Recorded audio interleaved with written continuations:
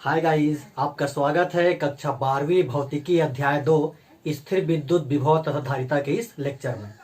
आज हम देखेंगे समांतर प्लेट संधारित्र और उसकी धारिता के लिए व्यंजक, साथ ही साथ समांतर प्लेट संधारित्र की धारिता को प्रभावित करने वाले कारक। जैसे कि इसके नाम से ही स्पष्ट है, समांतर प्लेट संधारित्र मतलब हमको ऐसा संधारित्र बनाना है जिसमें प्लेट जो है एक दूसरे के समांतर हो। जैसे मान लो यह एक आयताकार प्लेट है और इसके समांतर दूसरा आयताकार प्लेट है। ये यहां पर दो आयताकार प्लेट है और दोनों जो है एक दूसरे से कुछ दूरी पर एक दूसरे के समांतर है। तो ऐसे संधारित्र को हम कहेंगे समांतर प्लेट संधारित्र। ये आयताकार प्लेट के जगह में वृत्ताकार प्लेट भी हो सकता है। तो इसमें धातु की दो आयताकार या वृत्ताकार प्लेटें एक दूसरे से कुछ दूरी पर एक दूसरे के समांतर होती हैं। इसमें से एक प्लेट पृथक रहता है। ये जो प्लेट है ये पृथक है और दूसरा प्लेट जो है पृथ्वीकृत होता है। इसको ध्यान देना। दो समांतर प्लेटें हैं जिसमें से एक प्लेट जो है पृथक है और दूसरा प्लेट जो है पृथ्वीकृत है। मतलब दूसरे प्लेट का संबंध किससे है? पृथ्वी से है। इस संधारित्र की धारिता बढ़ाने के लिए दोनों प्लेटों के बीच में कोई परावैद्युत माध्यम रख दिया जाता है। इन दोनों प्लेटों के बीच में कोई परावैद्युत माध्यम रख देते हैं। जैसे परावैद्युत माध्यम हम कहेंगे जैसे मोम, अभ्रक, कागज इत्यादि। तो ये तो हो गया समांतर प्लेट संधारित्र की रचना।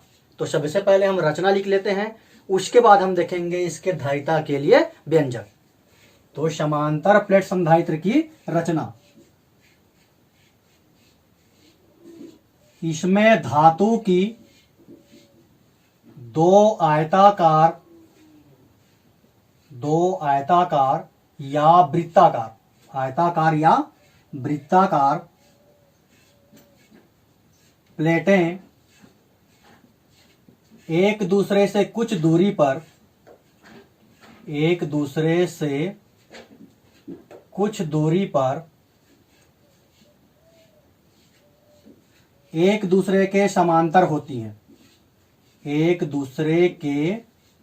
समांतर होती हैं। एक प्लेट पृथक रहता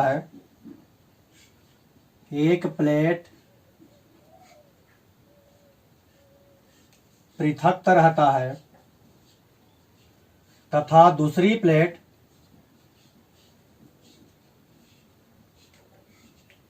पृथ्वीकृत होता है। मतलब दूसरी प्लेट का संबंध जो है पृथ्वी से होता है, दूसरी प्लेट पृथ्वीकृत होता है। इसकी धारिता बढ़ाने के लिए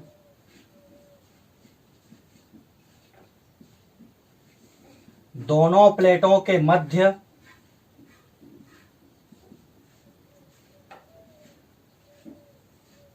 कोई परावैद्युत माध्यम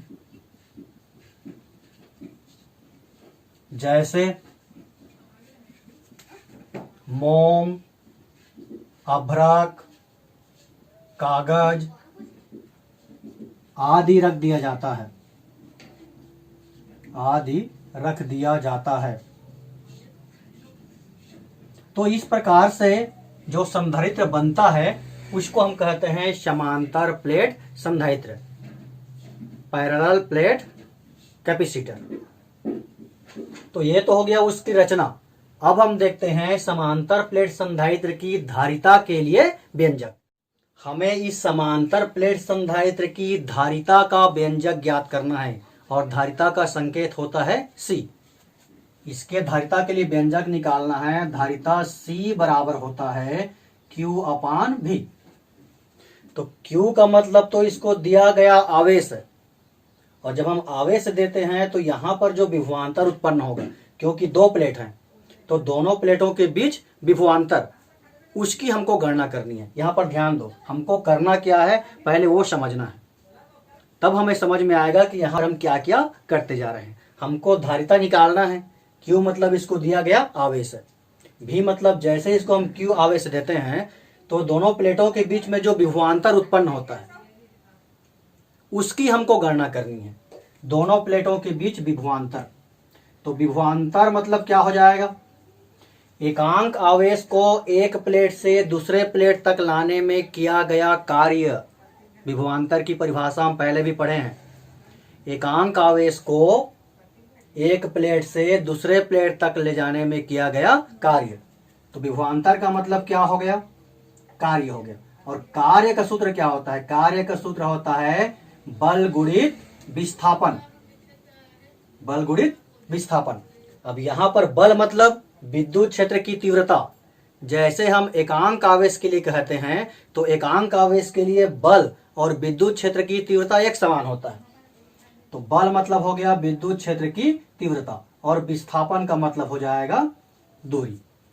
मतलब अगर हमको धारिता निकालना है तो हमको विभवांतर निकालना पड़ेगा, और विभवांतर के लिए हमारे पास क्या होना चाहिए, विद्युत क्षेत्र की तीव्रता। दूरी तो हम यहाँ पर मान सकते हैं कि दोनों प्लेटों के बीच की दूरी इतना है। मतलब गणना किसकी करनी है, पहले विद्युत क्षेत्र की तीव्रता की। यह आपको समझ में आना चाहिए, फिर व्यंजक निकालना बहुत ही आसान है। अब यहां पर क्या क्या है वो देख लो। माना कि A और B दो समांतर प्लेटें हैं जिनके बीच की दूरी D है। इनके बीच की दूरी हम मान लिए D। माना कि A और B दो समांतर प्लेटें हैं जिनके बीच की दूरी D है। जब प्लेट A को प्लस Q आवेश दिया जाता है, प्लेट A को हम देते हैं प्लस Q आवेश, तो B के निकटवर्ती तल पर माइनस Q आवेश प्रेरित हो जाता है। यहां प्रेरित हो गया माइनस Q आवेश, माइनस Q आवेश, और दूरवर्ती तल पर प्रेरित हो जाता है प्लस Q आवेश। चूंकि प्लेट B का संबंध पृथ्वी से है तो यह समस्त प्लस Q आवेश चला जाता है पृथ्वी में। इस प्रकार प्लेट B पर केवल माइनस Q आवेश शेष रहता है। मतलब प्लेट A पर प्लस Q आवेश है और प्लेट B पर माइनस Q आवेश है। माना कि A और B एक दूसरे के समांतर दो प्लेटें हैं। एक दूसरे के समांतर दो प्लेटें हैं जिनके बीच की दूरी D है। जिनके बीच की दूरी D है। जब प्लेट A को प्लस Q आवेश दिया जाता है, जब प्लेट A को प्लस Q आवेश दिया जाता है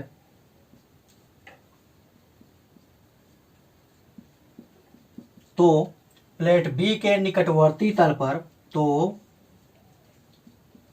प्लेट B के निकटवर्ती तल पर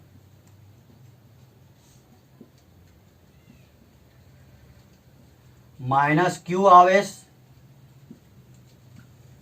तथा दूरवर्ती तल पर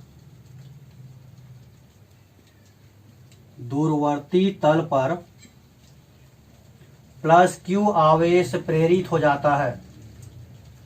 प्लस Q आवेश प्रेरित हो जाता है। चूंकि प्लेट B का संबंध पृथ्वी से है, चूंकि प्लेट B का संबंध पृथ्वी से है,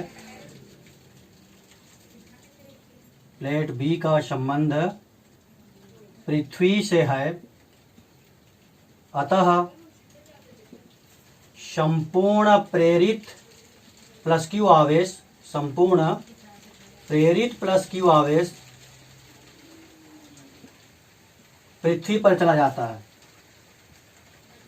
पृथ्वी पर चला जाता है।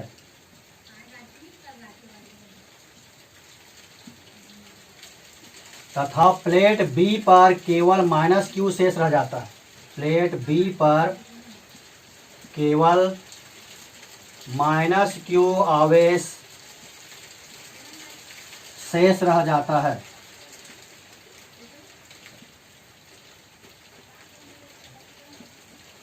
क्योंकि प्लेट ए पर केवल +q आवेश है और प्लेट बी पर केवल -q आवेश है। मतलब यहाँ पर प्लस आवेश भी है और माइनस आवेश भी है।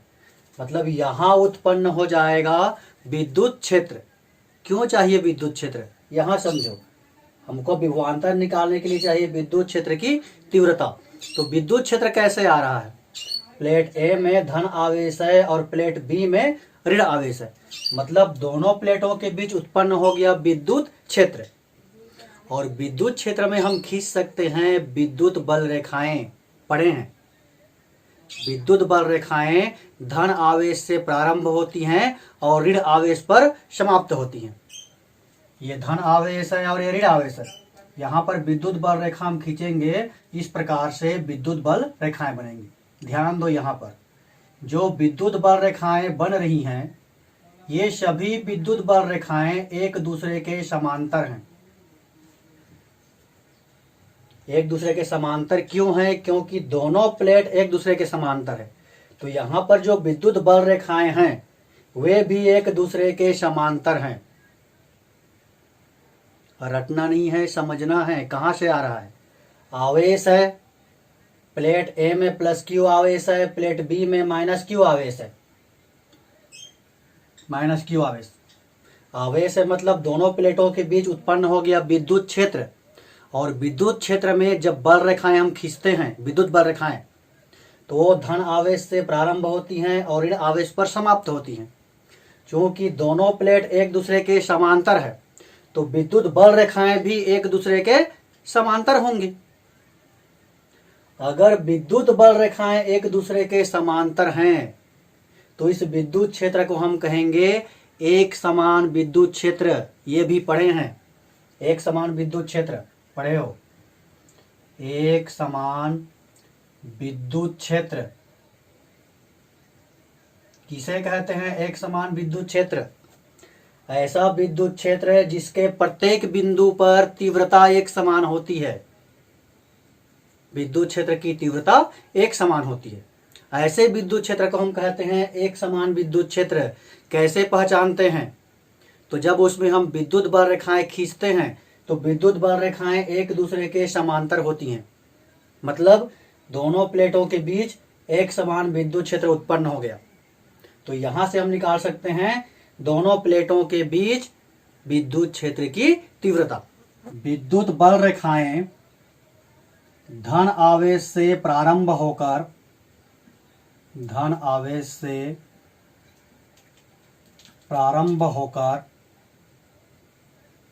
ऋण आवेश में समाप्त हो जाती हैं।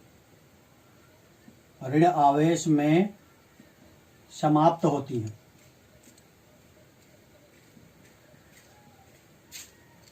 अतः दोनों प्लेटों के समांतर होने के कारण दोनों प्लेटों के समांतर होने के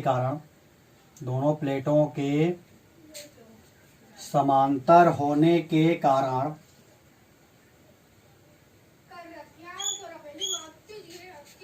विद्युत बल रेखाएं भी परस्पर समांतर होंगी। विद्युत बल रेखाएं परस्पर समांतर होंगी।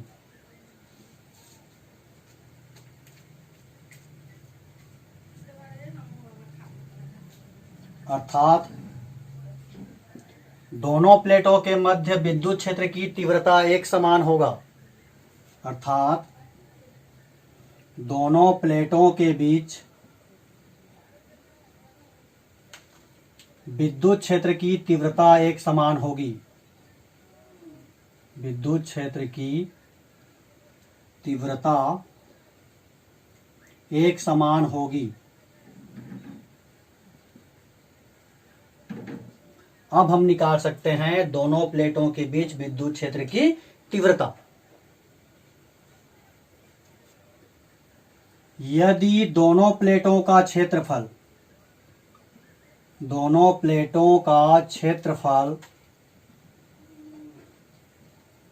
कैपिटल ए तथा प्लेट ए का आवेश घनत्व प्लेट ए तथा बी का आवेश घनत्व प्लेट ए तथा बी का आवेश घनत्व क्रमशः सिग्मा तथा माइनस सिग्मा है। ए में आवेश घनत्व सिग्मा है और प्लेट बी का आवेश घनत्व माइनस सिग्मा है। तो आवेश घनत्व सिग्मा बराबर कहोगे तो घनत्व का सूत्र क्या होता है? द्रव्यमान बटे आयतन। यानी कि यहां द्रव्यमान Q है और आयतन कहेंगे मतलब क्षेत्रफल। तो क्षेत्रफल हम माने हैं A। दोनों प्लेटों का क्षेत्रफल हम कैपिटल A मान लिए और प्लेट A का आवेश घनत्व सिग्मा मानेंगे। अगर इसका सिग्मा माने हैं तो इसका हो जाएगा माइनस सिग्मा। ये सिग्मा क्या है? आवेश का पृष्ठीय घनत्व है और घनत्व का सूत्र होता है द्रव्यमान बटे आयतन या फिर द्रव्यमान बटे क्षेत्रफल, पृष्ठ के लिए कह रहे हैं तो। अतः दोनों प्लेटों के बीच विद्युत क्षेत्र की तीव्रता, अतः दोनों प्लेटों के बीच विद्युत क्षेत्र की तीव्रता,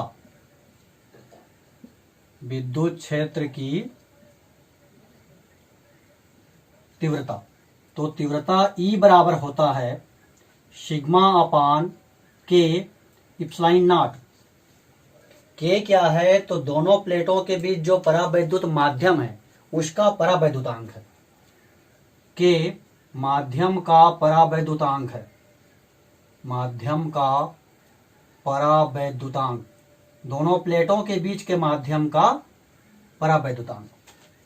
तो ये आ गया विद्युत क्षेत्र की तीव्रता।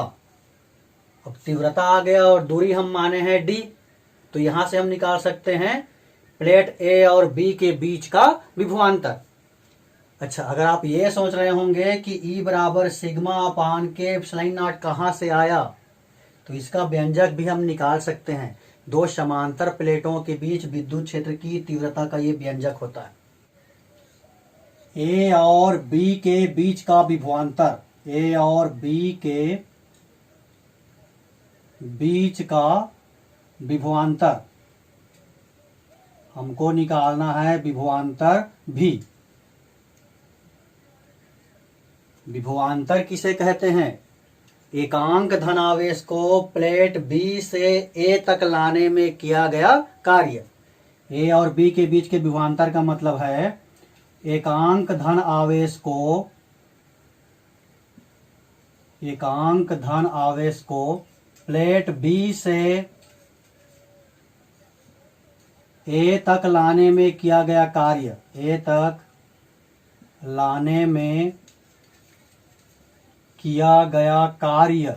और कार्य का सूत्र क्या होता है? तो कार्य बराबर होता है बल गुणित विस्थापन,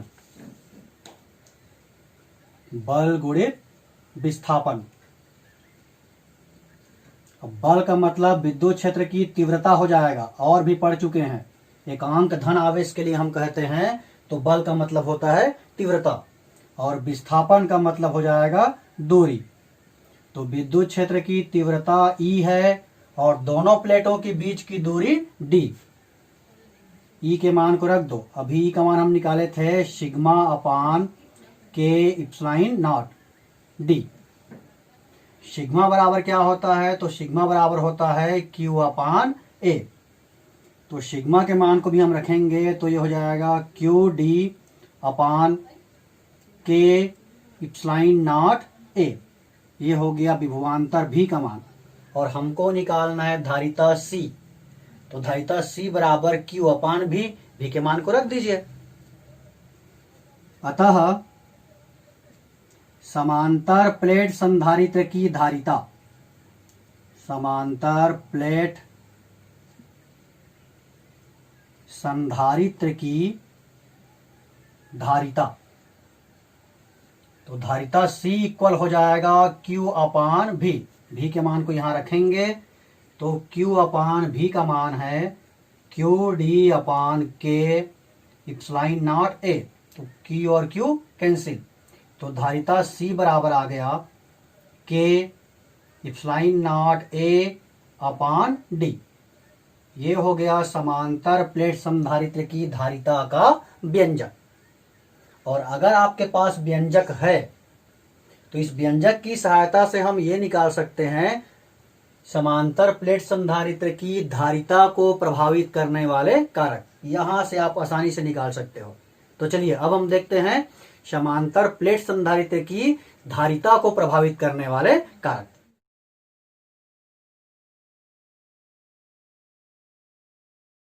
तो कारक लिखना बहुत आसान है, इसलिए क्योंकि हम समांतर प्लेट संधारित्र की धारिता का व्यंजक पढ़ चुके हैं। ये धारिता C बराबर क्या आया है? धारिता C बराबर के epsilon not a upon D. के मतलब माध्यम का परावैद्युतांक, दोनों प्लेटों के बीच के माध्यम का परावैद्युतांक। इप्सिलॉन नॉट मतलब निरपेक्ष विद्युतशीलता होता है, और ए का मतलब प्लेटों के क्षेत्रफल, और डी का मतलब प्लेटों के बीच की दूरी। तो चलो यहां से हम शुरू करते हैं। ए मतलब क्या है? प्लेटों का क्षेत्रफल। तो पहला कारक हो जाएगा प्लेटों के क्षेत्रफल पर, प्लेटों के क्षेत्रफल पर अगर हम धारिता की तुलना क्षेत्रफल के साथ करें तो यहां से आप देख सकते हो C समानुपाती A है, और समानुपाती का मतलब क्या होता है? दोनों एक साथ बढ़ते हैं, एक साथ घटते हैं। मतलब अगर हम प्लेटों का क्षेत्रफल बढ़ाएंगे तो समांतर प्लेट संधारित्र की धारिता बढ़ती जाएगी। प्लेटों का क्षेत्रफल बढ़ाने पर, प्लेटों का क्षेत्रफल बढ़ाने पर संधारित्र की धारिता बढ़ती जाती है। संधारित्र की धारिता बढ़ती जाती है।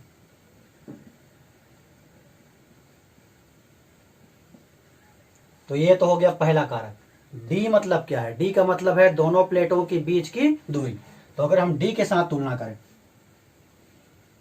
दोनों प्लेटों के बीच की दूरी, दोनों प्लेटों के बीच की दूरी पर,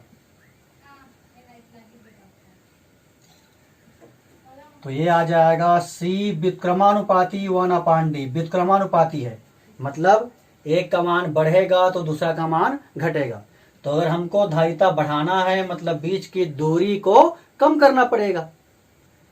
प्लेटों के बीच की दूरी कम करने पर धारिता बढ़ती जाती है। प्लेटों के बीच की दूरी कम करने पर, बीच की दूरी कम करने पर धारिता बढ़ती जाती है।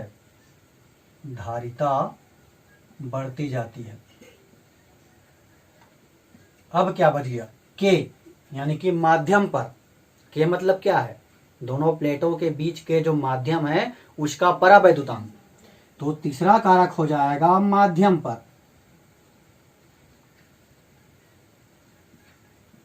यहां से भी आप देख सकते हो कि C समानुपाती K है, यानी कि माध्यम का परावैद्युतांक जितना अधिक होगा उस संधारित्र की धारिता भी उतनी ही अधिक होगी।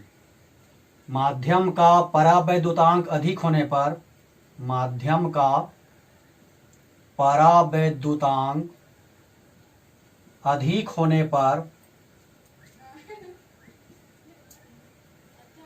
धारिता बढ़ती जाती है।